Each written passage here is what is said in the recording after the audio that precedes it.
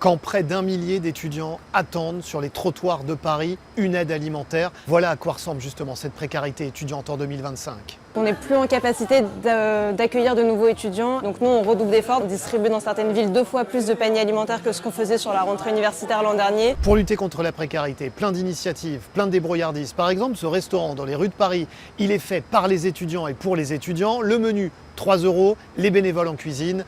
Et tout ça pour répondre à une crise qui, depuis le Covid, s'accélère. Première étape, c'est le confinement, les confinements successifs qui font perdre leur petit boulot aux étudiants. Ensuite, il y a un deuxième palier de précarité avec l'inflation qui touche toute la population française, mais en particulier les jeunes. Autre initiative, une association met en lien des étudiants qui ont besoin de nourriture et des donateurs qui vont eux-mêmes faire les courses dans les supermarchés. Le panier moyen, moi je suis aux alentours d'une trentaine d'euros. J'essaie de le faire au moins pendant 6 mois.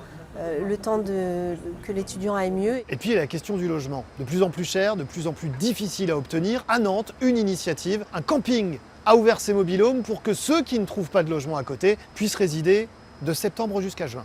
Alors là, la petite pièce habitable. Ensuite, ici, il y a la chambre.